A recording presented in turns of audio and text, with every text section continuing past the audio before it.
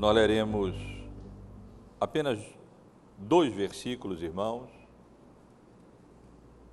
os versos 13 e o verso 14 do capítulo 4. 1 Tessalonicenses, capítulo 4, versos 13 e 14. Não queremos, pois, irmãos, que sejais ignorantes com respeito aos que dormem, para não vos entristecerdes como os demais que não têm esperança. Pois se cremos que Jesus morreu e ressuscitou, assim também Deus, mediante Jesus, trará juntamente em sua companhia os que dormem.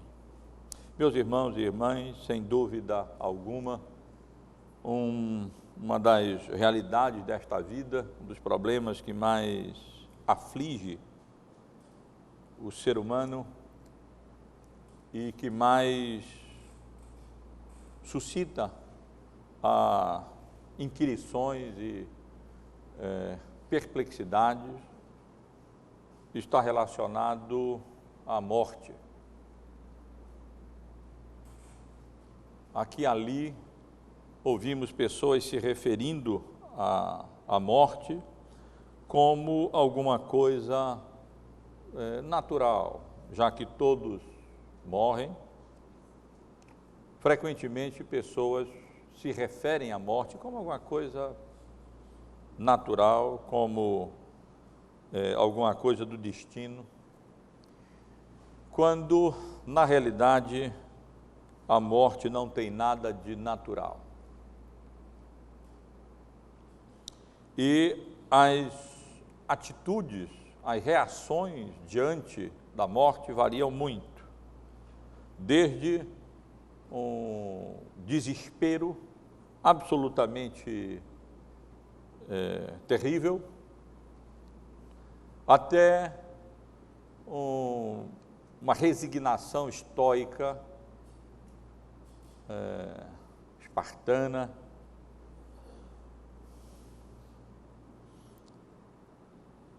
como que alguém que procura enfrentar a morte como se fosse a coisa mais natural do mundo. Na realidade, Deus nunca criou o homem para morrer. A morte não estava nos planos eternos de Deus no que diz respeito àquilo que Ele desejava para o homem. A morte é consequência da queda, é resultado do pecado, porque o salário do pecado, a Bíblia ensina com clareza, é a morte. Mas para o crente, meus irmãos, o que é que a morte de entes queridos nossos significa e como nós, como crentes em Cristo, devemos reagir diante da realidade em que aqui e ali somos colocados da partida daqueles que nós amamos, daqueles que nos são chegados, daqueles nossos irmãos em Cristo Jesus, daqueles que, para usar uma expressão dessa passagem como um todo, que vai do verso 13 ao verso 18, daqueles que morrem em Cristo. Hoje nós estamos iniciando uma sessão nova da carta que o apóstolo Paulo escreveu à igreja de Tessalônica. Depois de haver apresentado algumas explicações, tratado de assuntos introdutórios, e depois de haver abordado algumas necessidades da igreja com relação à santificação, com relação ao amor fraternal e no que diz respeito ao progresso que eles deveriam manifestar, naquilo que já estavam apresentando, e no que diz respeito a como viver a vida diária, do dia a dia, como estivemos considerando aqui no domingo passado, com tranquilidade, cuidando dos nossos próprios negócios, sem nos intrometermos na vida dos outros, trabalhando com diligência, a fim de podermos viver com dignidade com relação aos que são de fora e sem nos tornar um peso para os que são de dentro. O apóstolo Paulo finalmente chega a um dos principais temas, a julgar pelo espaço que ele concede a este assunto nessa carta, e na sua segunda carta à igreja de Tessalonicenses, podemos pensar que o apóstolo Paulo chega finalmente ao assunto, ao tema mais importante que ele tinha como propósito tratar nessa carta que escreveu à igreja de Tessalônica.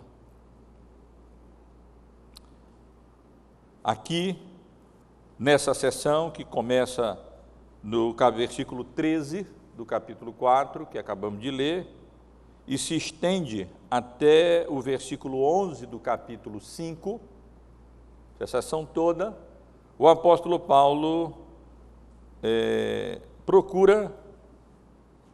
oferece respostas de Deus, da parte de Deus, para alguns problemas escatológicos, alguns problemas relacionados à segunda vinda de Cristo, que a igreja de Tessalônica, na sua firme esperança do retorno de Cristo, da segunda vinda de Cristo, da parousia de Cristo, estava enfrentando naquele momento, naquele período entre a época em que o apóstolo Paulo esteve ali anunciando o Evangelho e o momento em que ele escreve essa carta. Portanto, chegamos aqui nessa sessão toda, do verso 13 do capítulo 4 até o verso 11 do capítulo 5, a essas questões escatológicas que são objeto do interesse de muitas pessoas, às vezes até passagem abordada de maneira inadequada, indevida, com motivações não apropriadas, mas como curiosidade do que com a motivação pastoral mesmo, e especialmente de conforto, de consolo, que levou o apóstolo Paulo a escrever, a tratar desse assunto e abordar esse tema. É interessante observar que os dois temas gerais que são tratados nessa sessão, o primeiro do verso 13 ao verso 18 do capítulo 4, e o segundo do verso 1 ao verso 11 do capítulo 5, as duas sessões terminam com uma exortação do apóstolo Paulo, no sentido de que essas instruções servissem de consolo para a igreja. Observem o verso 18 do capítulo 13, consolai-vos, pois, uns aos outros com estas palavras. Este é o propósito dessas palavras, desses ensinos, dessas instruções, dessas orientações do apóstolo Paulo. E a segunda sessão também, no versículo 11, conclui com palavras semelhantes: consolai-vos, pois, uns aos outros e edificai-vos reciprocamente, como também estás fazendo. Não é que eles não estivessem tirando bom proveito, ou não estivessem fazendo, mas eles deveriam progredir e deveriam avançar, e aqui o apóstolo Paulo corrige algumas deficiências da fé dos tessalonicenses no que diz respeito a esse tema tão relevante, tão significativo, tão importante, relacionado à morte relacionado à segunda vinda de Cristo, relacionado à condição do crente no estado intermediário, na vinda de Cristo e no estado eterno. É uma passagem preciosa, irmãos, altamente confortadora, consoladora, uma daquelas passagens que nós temos alegria e prazer em estudar e tratar e pregar. Exatamente porque ela é a passagem extremamente útil para a nossa edificação, a nossa instrução, especialmente para o nosso conforto. A primeira sessão a que eu me referi, para os irmãos terem em mente o contexto geral em que os versículos que lemos se encontram, que vai do verso 13 até o verso 18 do capítulo 4, de respeito à condição dos mortos em Cristo. E a segunda sessão, que vai do capítulo 5, do verso 1 até o verso 11, trata da condição, ou da atitude, melhor dizendo, dos vivos em Cristo, daqueles que estarão vivos quando o Senhor Jesus Cristo retornar em glória, diante da expectativa da parousia, da manifestação, da segunda vinda do Senhor Jesus em glória. A primeira sessão, portanto, trata da condição dos mortos em Cristo, e a segunda sessão trata da atitude dos vivos em Cristo, ambas em relação à segunda vinda do Senhor Jesus. Mas eu hoje pretendo apenas me concentrar nos versículos 13 e 14, e se Deus permitir, semana que vem, estaremos continuando a tratar dessa primeira sessão que se estende do verso 13 até o versículo 18, porque esses dois versículos eles formam uma unidade menor dentro dessa unidade maior que vai do verso 13 até o versículo 18. Nos dois primeiros versículos, o apóstolo Paulo responde à questão fundamental, básica, e nos versículos 15 a 17, o apóstolo Paulo explica melhor, detalha melhor a agenda ligada aos eventos que acompanharão a segunda vinda do Senhor Jesus. Vamos, portanto, irmãos, tratar desse primeiro problema escatológico que nós encontramos aqui e que o apóstolo Paulo trata e responde para o nosso conforto e para o nosso consolo. Vamos, portanto, abordar esses dois versículos sobre esse tema, um problema escatológico. E vamos considerar esses dois versículos, irmãos, primeiro procurando compreender qual é o problema que a igreja de Tessalônica estava enfrentando e que o apóstolo Paulo aborda aqui. Porque, vejam, que ele começa dizendo: não queremos, pois, irmãos, que sejais ignorantes com respeito aos que dormem. Evidentemente, portanto, o problema aqui tratado diz respeito à condição dos mortos em Cristo. O apóstolo Paulo utiliza aqui essa expressão, dormem, não para significar, como alguns entendem, o sono da alma, uma das primeiras, ou talvez a primeira obra teológica de Calvino, que tem o título de Psicopaniquia em grego, diz respeito exatamente a esse tema, a este assunto, o assim chamado sono da alma, onde ele refuta a ideia de que os mortos em Cristo estão no estado intermediário, num estado de inconsciência, até a ressurreição do corpo e a segunda vinda do Senhor Jesus. Obviamente que isso não é verdadeiro.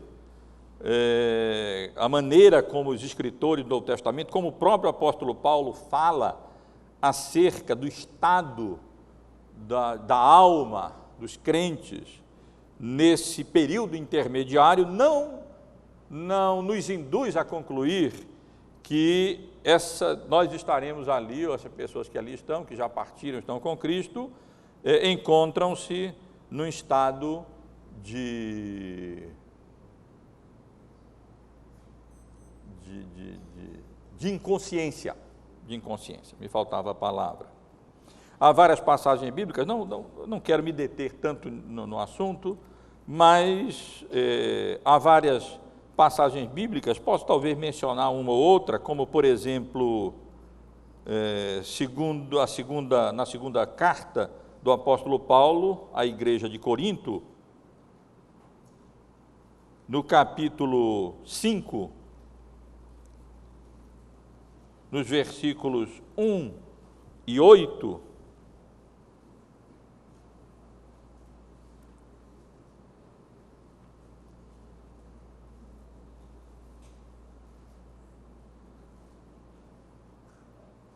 mas eu creio que eu anotei errado, não é essa a referência, mas há outras passagens, como por exemplo, em Filipenses, no capítulo 1, nos versículos 21,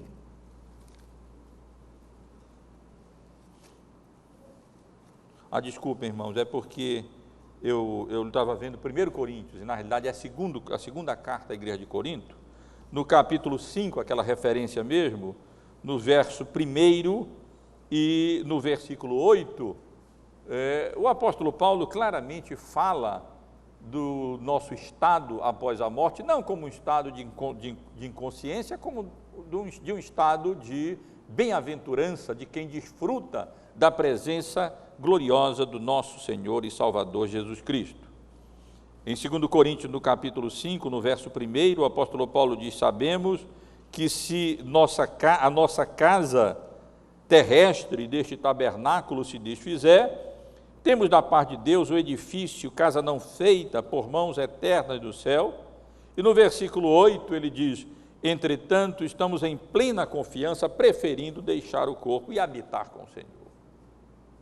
Várias outras referências bíblicas, como por exemplo, Filipenses, no capítulo 1, que eu me referi há pouco, nos versículos 21 até o versículo 23, o apóstolo trata nosso estado após a morte, não como um estado de inconsciência, mas como um estado de bem-aventurança. Porque para mim, diz ele, o viver é Cristo e o morrer é lucro. Entretanto, se viver na carne traz fruto para o meu trabalho, já não sei o que hei de escolher. Ora, de um lado, de um e outro lado, estou constrangido, tendo o desejo de partir e estar com Cristo, que é incomparavelmente melhor. Mas por vossa causa é mais necessário permanecer na carne. O apóstolo Paulo não fala em passagens como essas e várias outras, que nós encontramos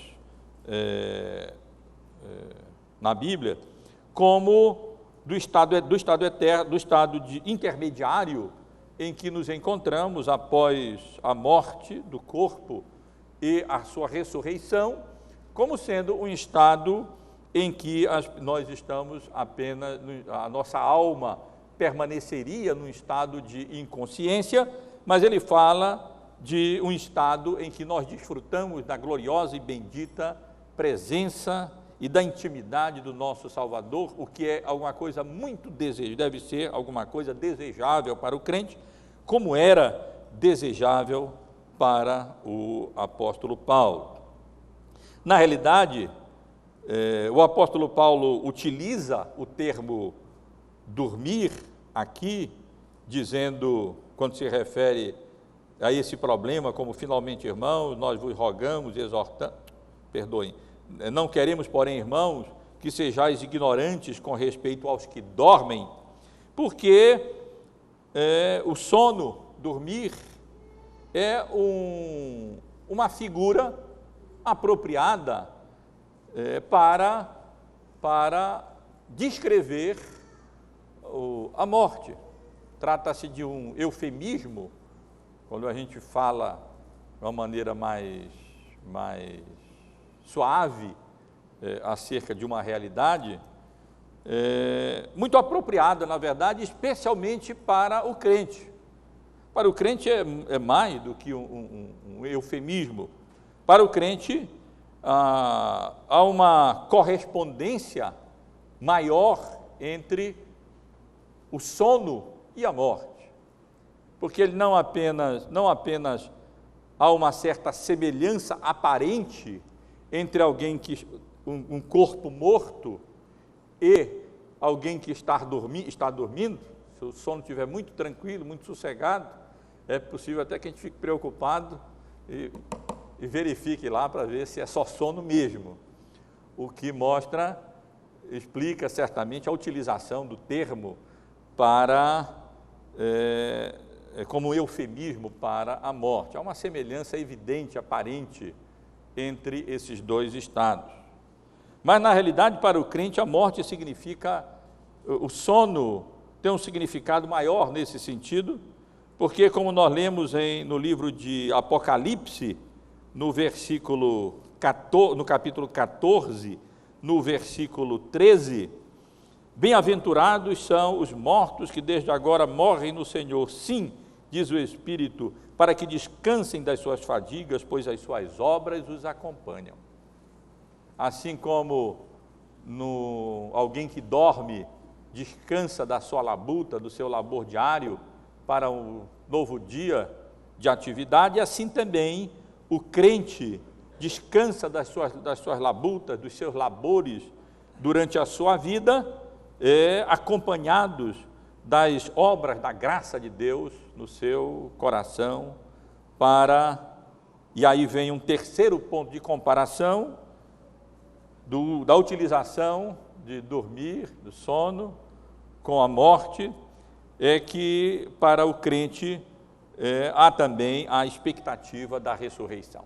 Assim como aqueles que morrem, aqueles que dormem, em determinado momento acordam para um novo dia, os mortos em Cristo acordarão na ressurreição para aquele grande dia, no estado eterno, quando nós estaremos definitivamente em corpo e alma, porque a alma nunca dormiu, o corpo sim, como que dorme na sepultura, descansa na sepultura, aguardando o momento para reunir-se a alma, agora glorificado, para vivermos eternamente com o Senhor. Então, quando o apóstolo Paulo utiliza essa palavra aqui e diz que não queria que aqueles irmãos fossem ignorantes com respeito aos que dormem, ele não está falando ao sono da alma, ele está apenas utilizando um eufemismo muito comum, uma figura muito comum de linguagem, para expressar a morte daqueles que se encontram em Cristo Jesus. Esse era o problema, meus irmãos, que estava acontecendo na igreja, que ocorria na igreja de Tessalônica. Não era um problema, não era de outra natureza, o problema estava relacionado àqueles que dormiam, estava relacionado àqueles que haviam partido com Cristo, em Cristo, haviam morrido como crentes em Cristo Jesus. Muito provavelmente, irmãos, isso não é dito aqui, mas muito provavelmente, quase todos os bons comentaristas concordam, entre a obra evangelística do apóstolo Paulo em Tessalônica e o momento em que ele escreveu essa carta, ou alguns irmãos, membros da igreja, haviam partido, falecido, haviam dormido em Cristo, haviam morrido em Cristo. E os problemas que estavam acontecendo na igreja de Tessalônica, um deles estava relacionado exatamente ao estado dessas pessoas que haviam morrido em Cristo e que agora dormiam no Senhor. O seu corpo dormia na sepultura e a sua alma desfrutava da presença abençoadora e gloriosa do nosso Senhor e Salvador Jesus Cristo, aguardando a ressurreição do corpo. Então este era o problema. Mas o problema tinha uma causa. E essa passagem explica qual era a causa do problema que a igreja de Tessalônica estava enfrentando. E a causa era a ignorância espiritual relacionada a uma parte relevante e significativa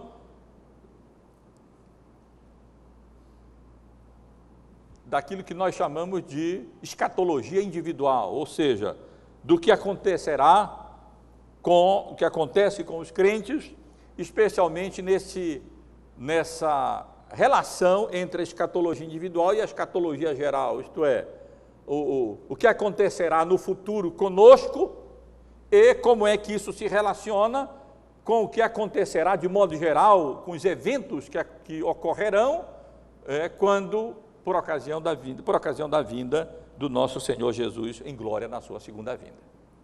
Então aqui havia um problema, e esse problema era exatamente a ignorância espiritual. Eu não estou dizendo que aqui, não entendam mal, que aqueles irmãos de Tessalônica eram ignorantes. Não, eles não eram, não. Eles conheciam, com certeza, muitas coisas.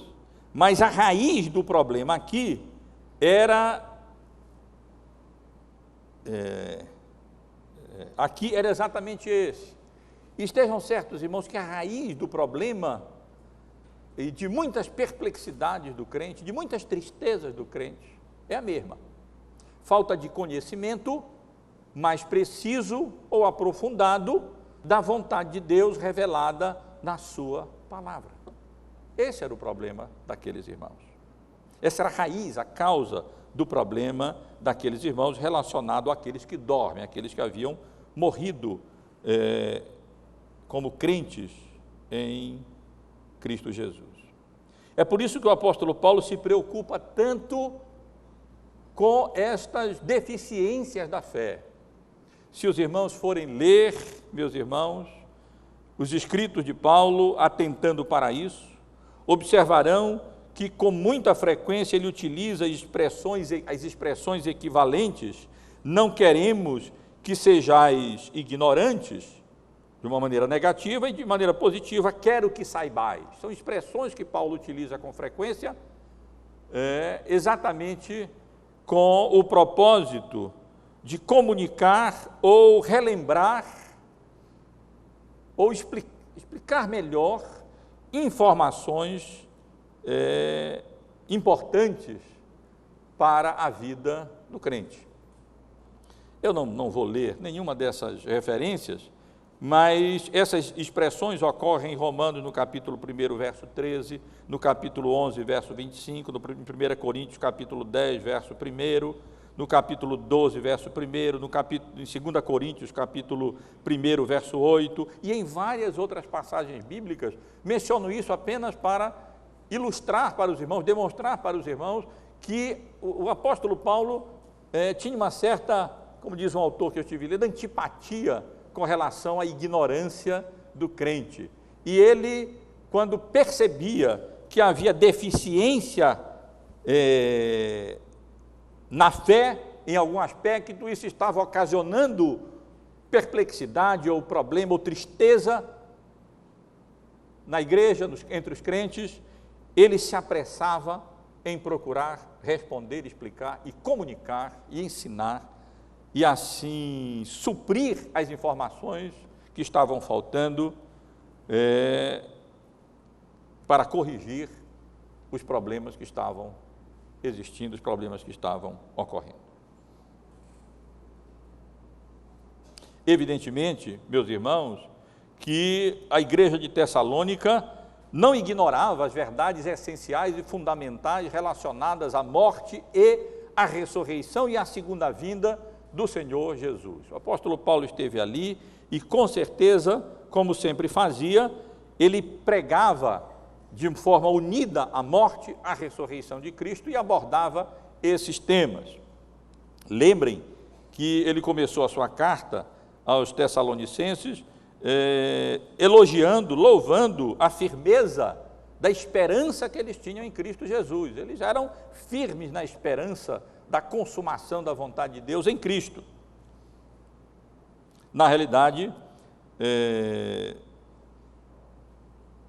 nós não encontramos nas cartas à igreja de Tessalônica um problema que nós encontramos na igreja de Corinto.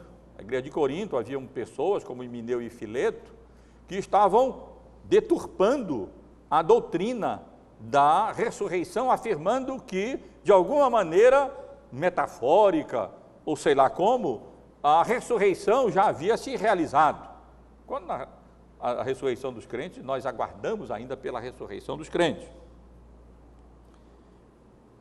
Não havia isso na igreja de Corinto. E vemos que mesmo nessa carta que nós estamos lendo, já várias vezes o apóstolo Paulo faz referência a esses temas, deixando claro que ele, quando lá esteve, abordou essas questões e tratou dessas questões. Por exemplo, em 1 Coríntios, no capítulo 1, no versículo 10, o apóstolo Paulo fala, vou ler o versículo 9 também, onde ele diz: pois eles mesmos, no tocante a nós, proclamam que repercussão teve o nosso ingresso no vosso meio, e como deixando os ídolos vos convertestes a Deus para servirdes o Deus vivo e verdadeiro, e para aguardardes do céu o seu Filho, a quem ele ressuscitou dentre os mortos, que nos livra da ira vindoura. Eles não eram ignorantes acerca desses assuntos. Na verdade, as pessoas falavam de como eles haviam se convertido ao Deus vivo exatamente, e como essa conversão, a expectativa da ressurreição de Cristo, da vinda de Cristo, de fato que ele livra da ira vindoura, era parte do conhecimento e da esperança daquela igreja. O apóstolo Paulo também aqui no capítulo 2, irmãos podem acompanhar, no versículo 19, ele já havia escrito: pois quem é a nossa esperança ou alegria ou coroa em que exultamos na presença de nosso Senhor Jesus em sua vinda, não sois vós? E no capítulo 3, no versículo 13, que abordamos não faz muito tempo, o apóstolo Paulo faz referência à vinda do nosso Senhor Jesus com todos os seus santos. Então não é um assunto que ele não tivesse abordado antes e que ele já não tivesse até tratado aqui nessa carta. Eu estou mencionando essas coisas para procurar deixar claro, irmãos, que o problema relacionado aos que dormem, que estava acontecendo na igreja de Tessalônica, não era que eles estivessem deturpando a doutrina da volta de Cristo e da ressurreição dos mortos, ou que eles não crescem, não acreditar, ou que eles crescem ou entendessem que depois da morte aqueles que morriam pereciam. É claro que eles não criam nisso. O problema era mais específico. O problema era que, com relação à dúvida, era dúvida relacionada a se aqueles crentes que haviam morrido antes da vinda de Cristo em glória, que eles aguardavam com tanta expectativa até que levou alguns a negligenciar o seu trabalho, imaginando que Jesus ia retornar logo, eles ainda iriam estar vivos ali, e essa deve ser a expectativa do crente. Quanto a isso não tem problema nenhum, só que a gente não precisa negligenciar nossas atividades nessa expectativa. Pelo contrário, devemos ser encontrados sempre diligentes do nosso trabalho, nas vocações para as quais Deus nos chamou.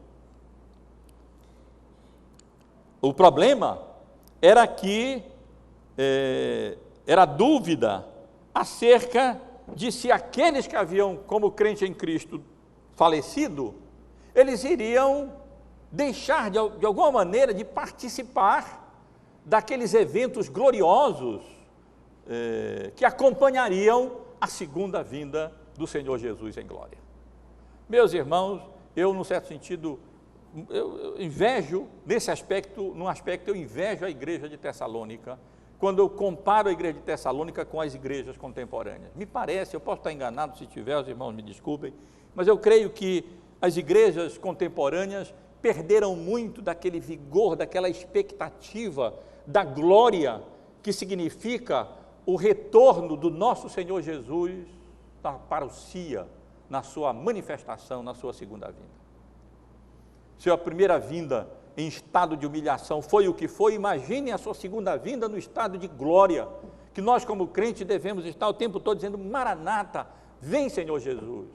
E não me parece que essa seja a nossa atitude, semelhante à atitude, a expectativa real, verdadeira, genuína que havia na igreja de Tessalônica.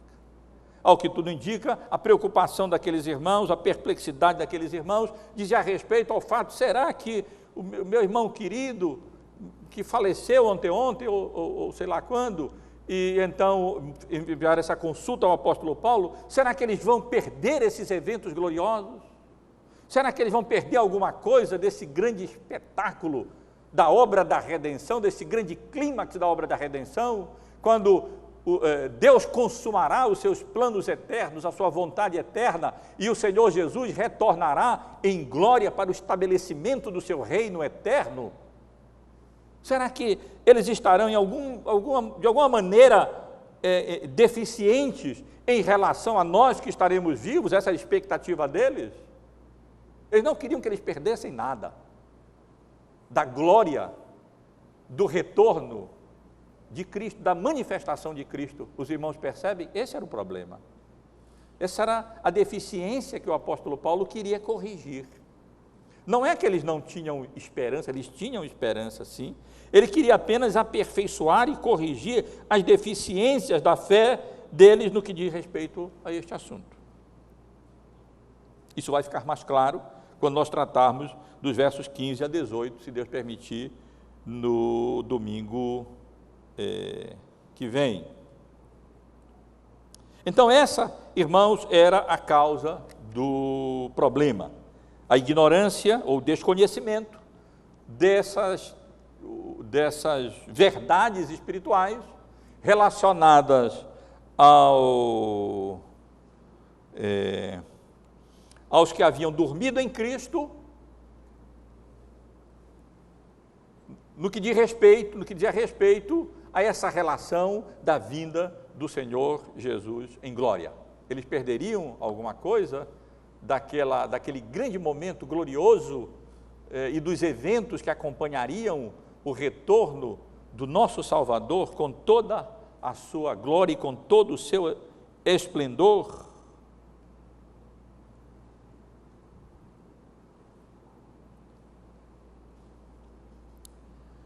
Mas a passagem não nos indica apenas qual é o problema e a causa do problema, o desconhecimento ou uma deficiência, a falta de um conhecimento mais aperfeiçoado, mais profundo acerca desse tema, desse assunto relacionado aos que haviam morrido em Cristo, dormiam em Cristo. Mas o apóstolo Paulo faz referência também ao sintoma desse problema que a igreja de Corinto enfrentava. Ele diz assim, no versículo 13 ainda: não queremos, porém, irmãos, que sejais ignorantes com respeito aos que dormem, para não vos entristecerdes como os demais que não têm esperança. Isso era o que o apóstolo Paulo queria evitar. Esse é o seu motivo, a sua preocupação pastoral. Não podemos afirmar, pelo texto, pela gramática, que aqueles irmãos estivessem procedendo assim, ou estivessem entristecidos já assim como os que não têm esperança, exatamente como deveriam ter, mas se não estivesse acontecendo, e poderia estar acontecendo já, se é verdade o que supomos, com muitos outros, que alguns irmãos haviam morrido nesse interim, nesse intervalo, e então eles estavam se entristecendo mais ou de maneira inadequada com relação ao falecimento daquelas pessoas queridas, quem sabe filho de membros, quem sabe irmãos, pais de membros da igreja e crentes também, falecidos ali em Cristo Jesus.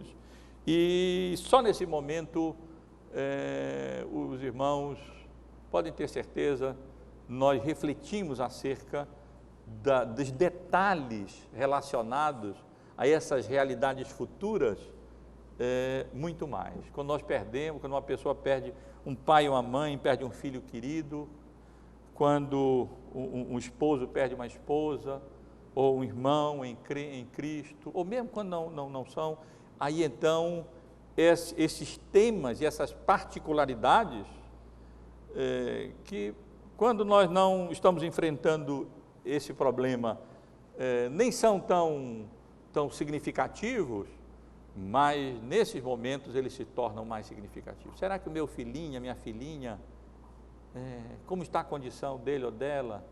E quando Jesus voltar, como será isso? Ou minha esposa, meu esposo, meus irmãos e irmãs, aqueles que sofreram perdas de entes queridos, conhecem, eu creio que mais do que outros que não perderam, não tiveram essas perdas, não experimentaram essas perdas, a importância e a relevância desses pormenores escatológicos no que diz respeito ao estado do crente. E o apóstolo Paulo queria evitar esse sintoma, ou queria tratar desse sintoma que ele já estava percebendo, ou que ele já imaginaria que poderia ocorrer em virtude da deficiência que ele percebia daquela igreja em compreender, em ter uma compreensão, alcançar uma compreensão mais aprofundada daquilo que ocorrerá com a mais absoluta certeza com relação àqueles que partiram em Cristo Jesus, aqueles que dormem em Cristo Jesus. Portanto, meus irmãos, o sintoma que o apóstolo Paulo se refere aqui era uma tristeza excessiva, ou uma tristeza de qualidade inadequada, o receio de um luto não apropriado da parte daqueles irmãos com relação àqueles que haviam falecido. Quero chamar a atenção e ressaltar que o problema não é o luto em si. Essa passagem não condena que o crente chore, que o crente pranteie, que o crente sofra, que o crente lamente e que o crente sinta profundamente a saudade daqueles entes queridos que partiram. Isso não está de acordo com o ensino da palavra de Deus. O crente sofre sim, a perda é grande, meus irmãos e irmãs, a saudade é sofrida, é doída, a ausência de um ente querido, quanto maior a proximidade, é uma das dores mais profundas, e o vazio é muito grande para aqueles que ficam.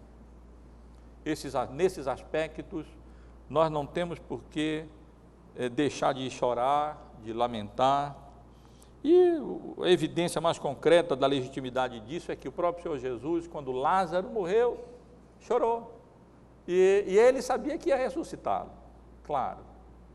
E, no entanto, ele chorou com aquela perda temporária de Lázaro.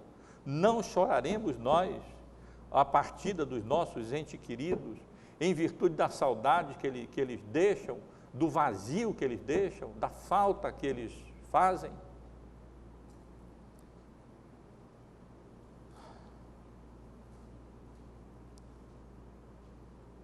O que Paulo certamente quer evitar, meus irmãos, era a tristeza relacionada à falta de compreensão da condição daqueles que dormem.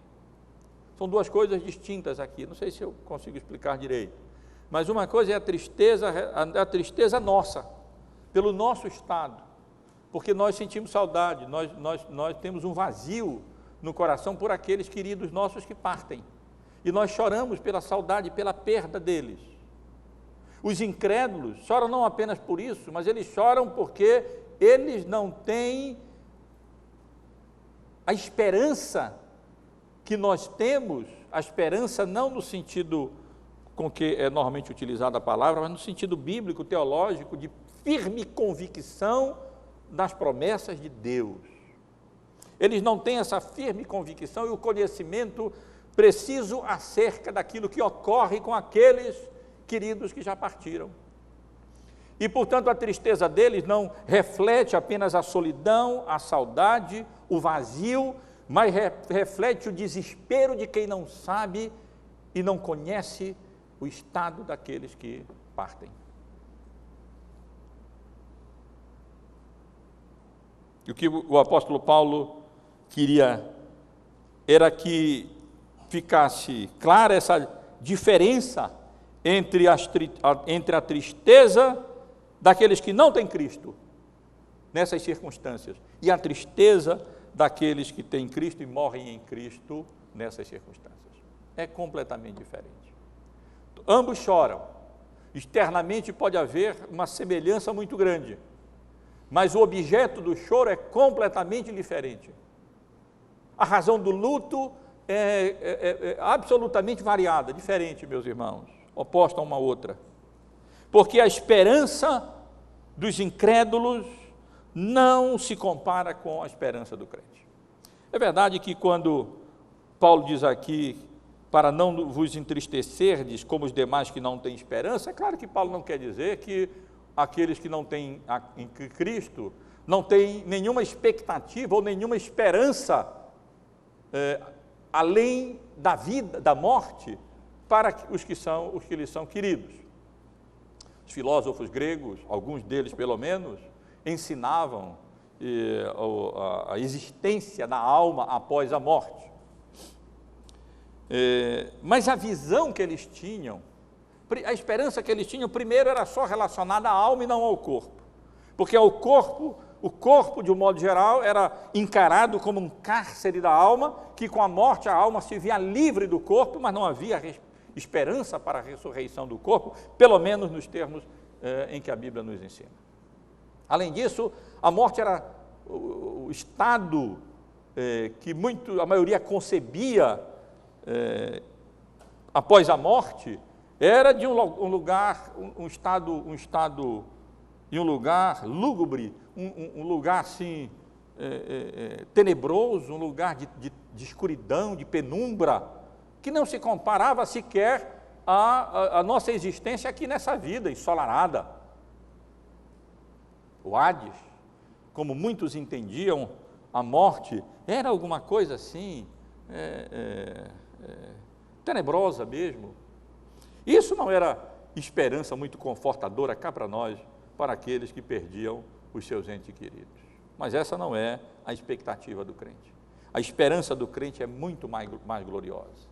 A expectativa do crente, ela é a certeza e a convicção de que aqueles que morrem em Cristo, pela graça e pela misericórdia de Deus, apesar do fato de que seus corpos repousam na sepultura, a sua alma desfruta da presença gloriosa do Senhor e chegará o dia em que seu corpo ressuscitará, se unirá à sua morte e nós estaremos para sempre com o Senhor na glória, no estado eterno, com seu reino plenamente consumado. Os que não têm Cristo não têm essa esperança. Se tem algumas, muitos não têm esperança nenhuma. Muitos sequer entendem que há vida após a morte, sequer para a alma. Muitos não creem nem em alma. Muitos hoje em dia materialistas pensam que a alma não passa de um subproduto das nossas funções orgânicas do corpo. Agora mesmo, nós estamos nessa discussão, o parlamento brasileiro vai discutir a questão de quando um feto passa a ter vida, e estão convocando os cientistas para tentar resolver esse problema, como se os cientistas pudessem, só eles resolver esse problema, que é muito mais teológico do que científico. A alma não é, e em função disso alguns defendem que a vida mesmo, que caracterizaria uma pessoa, seria só a partir do momento em que se forma o cérebro, porque eles associam a alma, para eles nada mais é do que um produto, um subproduto do cérebro, das funções humanas. Mas a Bíblia não ensina assim. Evidentemente que a partir da fecundação, ali já está a alma sendo a vida formada e, portanto, os crentes conservadores sempre condenam aborto, perdoe o parêntese que eu estou fazendo, mas está relacionado, e ainda bem que até a Igreja Católica se une a nós nessa luta, não sei se por motivos apropriados ou não, mas ainda bem que por isso. Espero que não se decida no nosso país e não se crie leis de maneira a contrariar e a sacrificar embriões e fetos com esse pretexto de pesquisa científica. Mas o fato, meus irmãos, é que a esperança do crente não se confunde com a esperança, quando tem alguma esperança, dos incrédulos, porque nós temos uma esperança muito mais viva, muito mais real, convicção certa de que quando partem eles desfrutam da presença gloriosa do Senhor. Mas, meus irmãos, além de apresentar o problema, que era relacionado aos que dormem, e a causa do problema, a ignorância de alguns aspectos relacionados ao tema, e o sintoma dos problemas, que era uma tristeza inapropriada, excessiva, inadequada, proveniente, que poderia revelar um choro não apenas de saudade, de vazio, mas de incompreensão do estado real, pelo menos em alguns aspectos, glorioso daqueles que partiram e que estão com Cristo. O apóstolo Paulo também apresenta o remédio para o problema. No versículo seguinte, no versículo 14. E o remédio dele consiste no conhecimento das implicações lógicas e necessárias da morte e da ressurreição de Cristo, no que diz respeito àqueles que morrem com Cristo, morrem em Cristo e estão com Cristo. Pois se cremos, diz o apóstolo Paulo, que Jesus morreu e ressuscitou, assim também Deus, mediante Jesus, trará juntamente em sua companhia os que dormem. Aqui, observem, por favor, irmãos, o texto na sua Bíblia. O apóstolo Paulo utiliza-se de aquilo que nós chamamos no grego, na língua grega, de uma condição de fato, não é uma condição de dúvida. A construção grega que ele usa não indica, pois se cremos, como se tivesse dúvida, se crermos, então Jesus trará, se não crermos, Jesus não trará. Não é isso. É uma condição de fato. Paulo está dizendo, assim como cremos, visto que nós cremos que Jesus morreu e ressuscitou, é verdade que a construção gramatical aqui está incompleta, isso é normal na língua, nós temos que completar a segunda parte aqui, possivelmente acrescentando, assim também cremos. Leiam, por favor, comigo o texto de novo. Pois se cremos que Jesus morreu e ressuscitou, assim também, me permito acrescentar aqui, cremos que Deus, mediante Jesus, trará juntamente em sua companhia os que dormem. É apenas para elucidar melhor o significado. E aqui nós vemos, irmãos, essa lógica espiritual em operação. A lógica teológica, a lógica espiritual em operação. O remédio que Paulo prescreve para o problema daqueles irmãos que estava ou poderia produzir tristeza excessiva diante da condição daqueles irmãos queridos que haviam partido. O argumento do apóstolo Paulo é o seguinte: se o crente está unido com Cristo na sua morte, como nós sabemos que está, ou colocando de outro modo, visto que o crente, sem dúvida alguma, está unido na morte de Cristo, e está unido na ressurreição de Cristo, ele também estará unido na parousia de Cristo. Ele também retornará com Cristo. Essa é a lógica do apóstolo Paulo aqui. Aqui ele está nos ensinando a entender que a nossa inseparável união mística com Cristo, que ele elabora de maneira um pouco mais detalhada, por exemplo, em Romanos, no capítulo 6, implica no fato de que, através disso, nós podemos responder essa pergunta e esclarecer que aqueles que partiram em Cristo não perderão nada dos eventos gloriosos que acompanharão a segunda vinda do Senhor Jesus. Sabem por quê? Porque eles virão com Ele. A lógica de Paulo é essa: nós estamos unidos com Cristo, de tal maneira que se nós morremos com Cristo, nós ressuscitaremos com Cristo, nós estamos com Cristo no estado eterno, os mortos estão com Cristo no estado eterno, eles virão acompanhados de Cristo e eles permanecerão com Cristo eternamente, porque nada nem ninguém poderá nos separar do amor de Deus que está em Cristo Jesus, nem em vida, nem em morte, nem no estado intermediário, nem no retorno de Cristo, nem na ressurreição, nem no estado eterno. Se cremos como cremos na morte e na ressurreição de Cristo, e se cremos como cremos, que se Cristo morreu, nós morremos com Ele, e se Ele ressuscitou, nossos corpos certamente hão de ressuscitar. Há apenas uma diferença, como Paulo explica em 1 Coríntios, capítulo 15, porque primeiro as primícias, primeiro Cristo, e depois então os que dormem na sua vinda, no seu retorno. Mas é a mesma natureza de ressurreição, o mesmo tipo de ressurreição. E se nós cremos, imaginem Paulo dizendo aos Tessalonicenses: meus irmãos, vocês creem que nós morremos com Cristo, não creem? E ele respondendo: cremos, sem dúvida alguma. Vocês creem que os mortos, esses irmãos que morreram, ressuscitarão com Cristo? Vocês creem nisso? Claro que nós cremos nisso. É parte da nossa união com Cristo. Levem avante o raciocínio.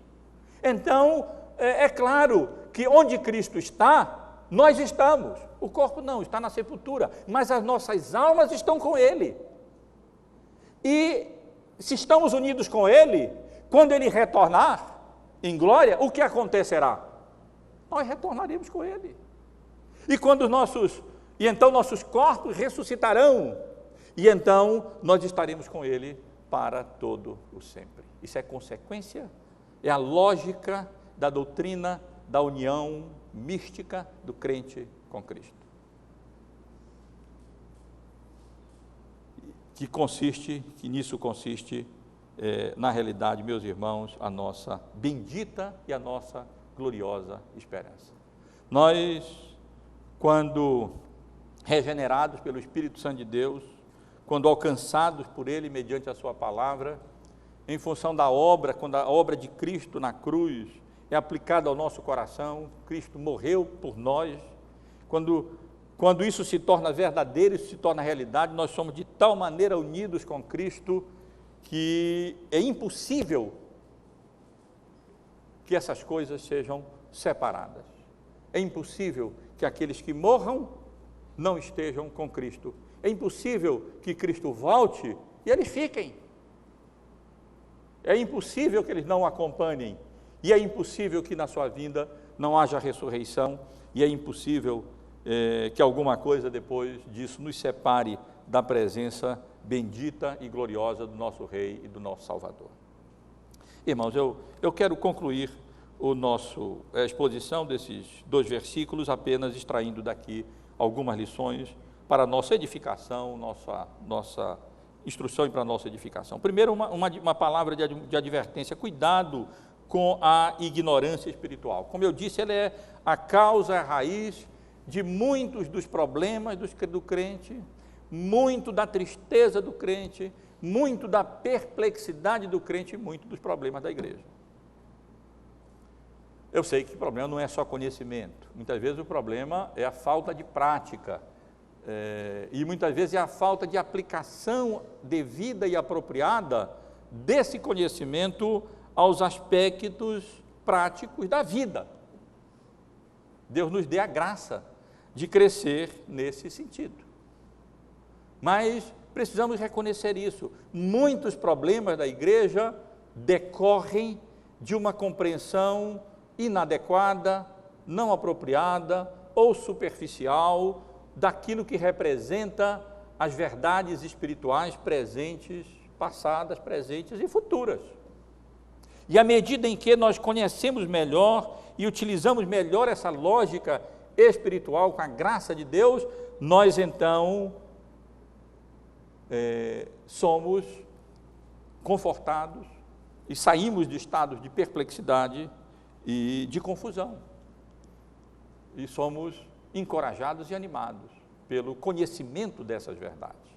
Agora aqueles irmãos podem rejubilar, dizer, não, o João, o Lucas, pelo menos, vamos usar aqui os termos, nomes próprios que têm origem grega, João, o Lucas, irmãos de Tessalônica, que faleceram, não vão perder nada daqueles gloriosos eventos da ressurreição de Cristo. Claro, eles estão unidos com Cristo, nada, ninguém vai separá-los, eles vêm junto com Cristo. Na verdade, Paulo vai mostrar posteriormente, vamos ver semana que vem, que o estado deles é mais privilegiado até do que o nosso, porque eles ressuscitarão, primeiro eles já vêm com Cristo, ressuscitam com então, e nós vamos nos encontrar com o Senhor Jesus nos ares e depois viemos para o estabelecimento pleno do estado do reino eterno de Deus nesse mundo.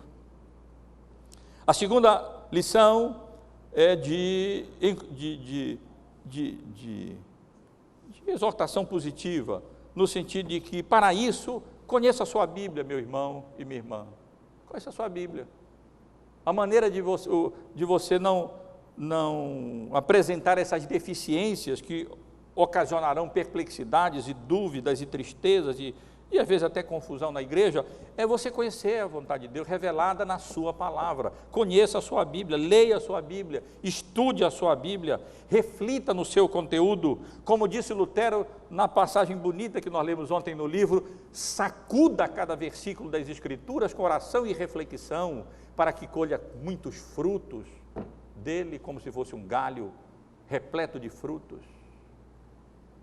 Às vezes se passa pela palavra sem maior reflexão, sem oração, e parece que não tinha fruto nenhum lá, nada. Se sacudíssemos, encheríamos um cesto de frutos, de porções preciosas da palavra de Deus para nossa correção, edificação, encorajamento, conforto, consolo. E relacionado a isso, meus irmãos, não negligencie o ensino e a pregação da palavra de Deus por aqueles que Deus chama e comissiona para lhe auxiliar e lhe ajudar a compreender melhor a palavra de Deus e até lhe auxiliar na sua leitura individual da Bíblia, nesse sentido, para que você tenha mais qualificação e condições de conhecer as verdades e aplicar essas verdades às necessidades diárias da nossa vida, porque a Bíblia tem tantas respostas para nós, nas nossas aflições, tribulações, lutas e problemas e perdas, tristezas e assim por diante. E finalmente, meus irmãos, conforte-se com a esperança cristã. Ela não se confunde com aquela esperança vaga daqueles que não têm essa firme esperança em Cristo, aqueles que não têm a esperança, a âncora da sua esperança firmada para além do véu, lançada para além do véu. Aqueles que têm a sua esperança limitada a esta vida, sabemos, são os mais infelizes de todos os homens.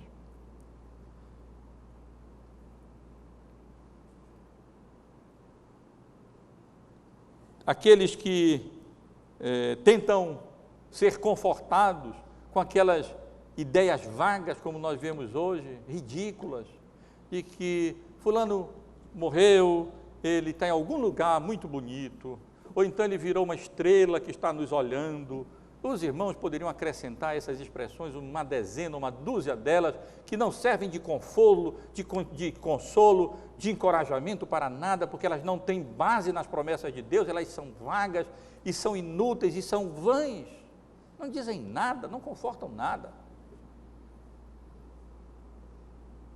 O que nos conforta, meus irmãos, é saber que se nós morremos em Cristo, nós vivemos com Cristo, mesmo no estado intermediário, nossas almas desfrutam da sua presença abençoada, nós viremos com Ele, os que já partirem, na sua vinda gloriosa, na sua parousia, nosso corpo ressuscitará, seremos glorificados com Ele e permaneceremos com Ele para todo sempre.